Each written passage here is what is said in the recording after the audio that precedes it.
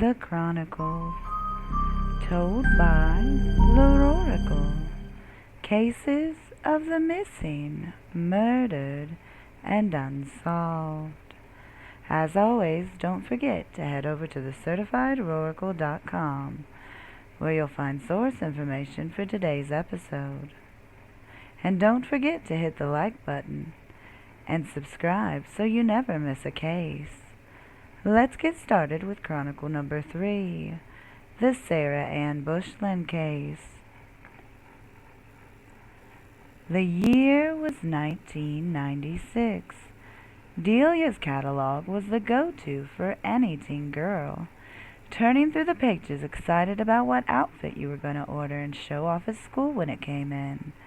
Meanwhile, science was advancing and cloned Dolly the sheep. Baked Lay's potato chips were the newest item to hit shelves for a healthier snacking option. Head on over to the movie theater with some friends and catch The Cable Guy, Twister, or Romeo and Juliet starring Claire Danes and Leonardo DiCaprio. Cruising home listening to the Spice Girls, Genuine, or perhaps a little Toni Braxton before heading up to get a laugh in with Keenan and Kel, or watch a heartwarming episode of Seventh Heaven, and then laugh with Sister before falling asleep and starting the day anew tomorrow. One family would not enjoy these things, as they were on a mission to find their daughter and sister, who vanished after getting off the bus one April afternoon. Sara Anne Bushland was born on August 15, 1980, to Mike and Marie. Sara had an older sister, Leslie, and they were only 18 months apart in age and very close. The family would live on Grand Boulevard in Chippewa Falls, Wisconsin. The sisters had a nice life, but their parents were growing apart, and in 1984 the couple separated and started the divorce process. Their parents would split time in the home and with their daughters for a while, until Marie started dating Jim Lambert, a co-worker of hers. Like Marie, Jim was also going through a divorce. He had 4 children, Danny, David, Dean, and Diana. He was a former police officer in Cadett and served in the Army, where he was a military police officer. When their divorces were finalized in 1985, the couple moved to Lafayette County and lived in a trailer. Danny was 11, David was 9, Leslie was 5, and Sara a young 4. Dean and Diana lived with their mother at this time and would only come over on forced visitations. Most of the time Jim and Marie would work the same shifts, thus leaving the children unattended. Note: in the book, Searching for Sara Bushland, link found at thecertifiedoracle.com, it states this environment led to Sara being sexually abused. Along with her, all of the girls and at least one boy were sexually abused as well. Jim and Marie found out and thought they could handle it on their own, Marie telling Leslie and Sara not to speak a word of this to anyone, because if they did, they would be taken away and they would never see them again. Jim and Marie were married on December 5, 1987. They purchased a home in rural Spooner, Wisconsin in 1988. The home was on 65 acres and had a lake. It sat back from the road roughly 200 yards before coming upon the 2-story home with a walkout basement. The home was around 50 feet away from the lake. Within a year of living there, both Leslie and Sara would move in with their dad in Chippewa Falls. 2 years into living in Spooner, the Lambert home burned down under suspicious circumstances. It was thought Jim and a friend had set the home ablaze for insurance money. The couple would rebuild, and on the outside the home appeared normal, but on the inside it was rough. There were only 2 doors in the whole home, one on the master bedroom and one on the upstairs bedroom, offering little to no privacy. By the early 1990s, Mike Bushland had been relocated to Colorado Springs, Colorado. He and the girls packed up and moved. Leslie got into shoplifting small items, and Sara, who wanted to be like her big sis, began to do the same thing. Only she was not as slick as Leslie, and Sara would be caught and arrested in November of 1994. Her dad was not pleased and grounded her. Sara did not like this and decided she wanted to live with her mom, where there were less rules. Mike thought this may be a good choice for his daughter, as he thought she would get in less trouble in Spooner. Her dad also believed the threat of sexual abuse was gone now. Sara would move in with her mom, stepdad, and 2 stepbrothers in Spooner. Leslie would remain in Colorado with her dad. Sara's room was not ideal for a teenage girl. It doubled as Jim's office and storage. He would often keep ammo and load his guns in this room. It also had no door. David was 19 years old and Dean was 15 now. Sara 14 years old, standing 5 foot tall and weighing 104 pounds, with flowing blonde hair and bluish-green-gray eyes. Sara was kind and bubbly. She was popular and got good grades. When she moved to Spooner, she started hanging out with an older crowd. She began to date an older man named Travis. He was 21 years old. While in Spooner, Sara soon saw how manipulative and controlling Jim was, and the fact that her mom was more a friend than a parent to her. But still, with less parental authority, she was free to do as she pleased, until Jim and Marie found her diary. The 2 would read it and see that Sara had dated many boys and detailed their relationships on paper. She expressed she felt very confused, but it was when Jim read that Sara had a relationship with one of his sons that sent him into a frenzy. He was very upset about this. Marie and Jim would ground Sara for weeks. Over the winter, Sara would still find ways to see Travis, and she would become pregnant with his child. When Jim and Marie found out, they were not pleased. Sara wanted to keep the baby, but Jim and Marie insisted she have an abortion. On February 6, 1996, Jim and Marie would take Sara to a different county and have an abortion performed on her. Jim forbid her from seeing Travis anymore, and to further complicate things, Jim began to pressure Travis for money. He felt Travis owed him for the abortion he had paid for. To get Jim off Travis's back, Sara would begin seeing other boys, all while still seeing Travis. On Sunday, March 31st, 1996, Sara would call her grandmother and tell her she wanted to move back in with her dad, but feared he wouldn't let her. Sara's grandma assured her he would let her come back home. And Sara had expressed to friends and her sister she wanted to get away from the Lambert home. By the spring of 1996, Marie was working the night shifts from 11 p.m. to 7 a.m. in Chippewa Falls, a good drive away. Her mother lived there, so most nights she would stay with her mom, and Jim, on his off time, was usually in Canada hunting and fishing. This left 19-year-old David as the adult. On April 2, 1996, Jim had a friend come in from out of town named Brian. The 2 had planned a trip to stay with Brian's friends, Bob and Josephine, in Stillwater, Minnesota. The 2 were all set to leave the next morning. Sara got up and got ready on Wednesday, April 3rd.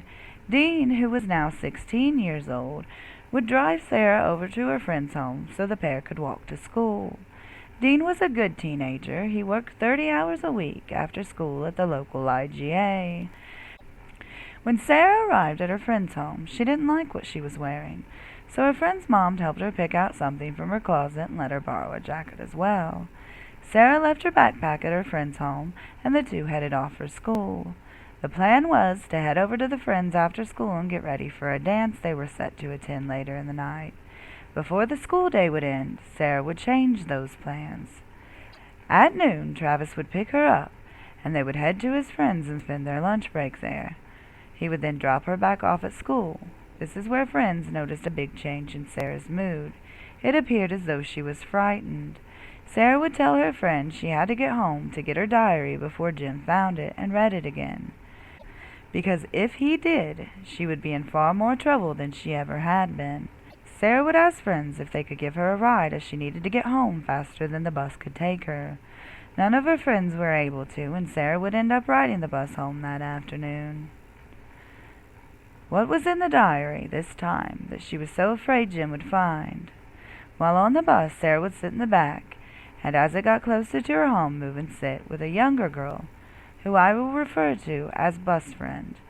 Bus Friend knew all about Sara's trouble and her being grounded. She was excited because Sara was almost ungrounded and could come visit her this weekend. Bus Friend saw Sara's focus was now elsewhere. A dark-colored truck had been following the bus. Bus Friend thought the truck looked very familiar. like Sarah's ex-boyfriend Steve's truck. This boyfriend would often meet Sarah at Bus Friend's home, so she did not get in trouble. She saw Sarah go up to the passenger side and begin to talk to someone in the truck. It was clear to Bus Friend that she knew this person. At this point, Bus Friend looked away. However, her younger brother did not, and continued watching. He saw Sarah get into the truck and watched as it drove east out of the driveway. A man named Russ, who lived a short distance from the Lamberts, was stuck in traffic heading east as the bus was stopped in the westbound position. He stated he saw Sarah get off the bus and head over to the dark truck, which he said was familiar as well, but he thought it belonged to Travis's dad. He also said he thought there was another person inside besides Travis. When he saw her climb in, he stated the truck traveled west. By 4:30 p.m., when Sarah had not arrived home, David phoned his dad in Stillwater. It was logged in as being 4:37 p.m. when he called to alert his dad Sarah had not come home. Note, this is odd, because as far as anyone knew, Sarah was not going to be coming home straight after school that day, as she was going to her friend's house and getting ready to attend a school dance later that night. So why the urgency to call Jim and let him know she had not come home? Jim would call Marie, who immediately left Chippewa Falls and headed to Spooner to look for her daughter. Marie would arrive in Spooner around 6:20 p.m., where she would immediately make 2 phone calls, one to Jim in Stillwater letting him know she had arrived home, and one to Sarah's friend, the one she should have been with that night. The friend said she had not seen her since school that day. David, who was 20 years old, was home that day. It is unclear when Dean got home, as he did not have to work after school that particular day, and it was unclear if he was with a friend. Marie would make calls to friends to see if they had heard from Sarah. When they had not, around 8 p.m., she would call Jim back in Stillwater, Minnesota. After this, Marie and Sarah's friend, note, the name of Sarah's friend that she walked to school with every day has never been released, headed over to Travis's place to see if she was there. When she was not, they thought Sarah might have been upset and was hiding out, and they headed towards the town of Trago to Travis's father's home to see if Sarah was there. When she was not, Marie went to the friend's home and dropped her off before heading back to her home, where Marie would call friends Sarah had in Colorado and Minnesota.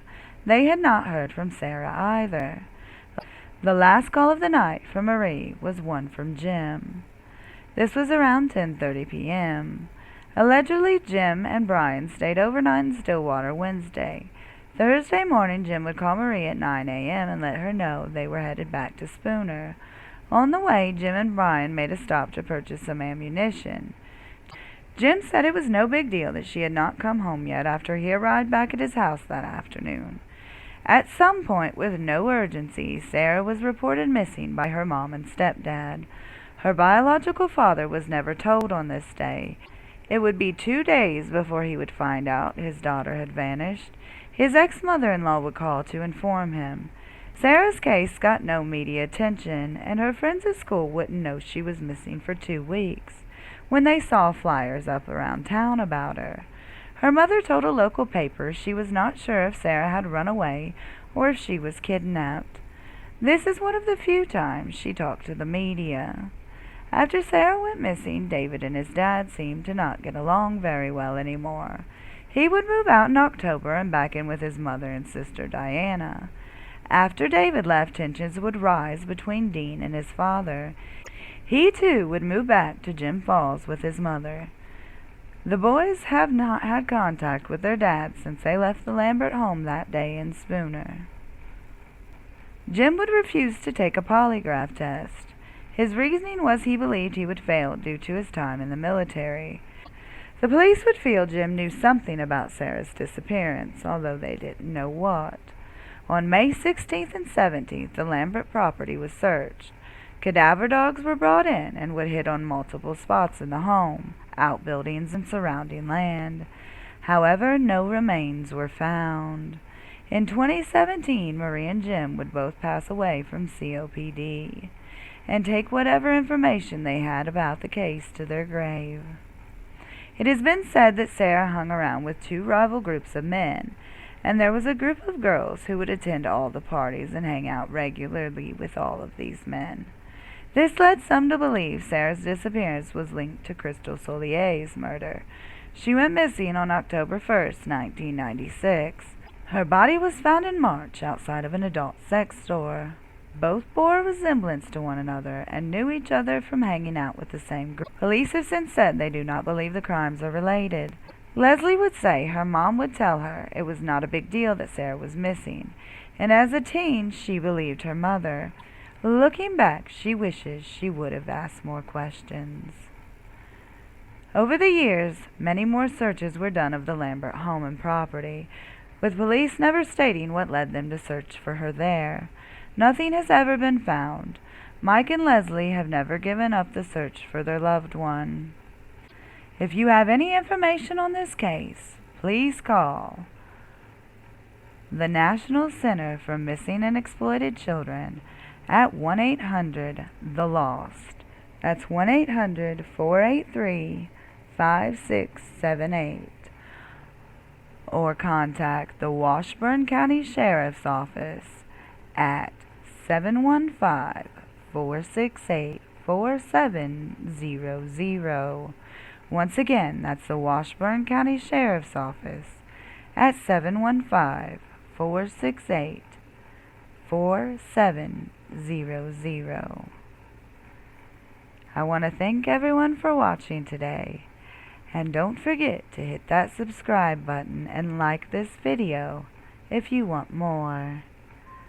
As always, this is the Chronikle signing off.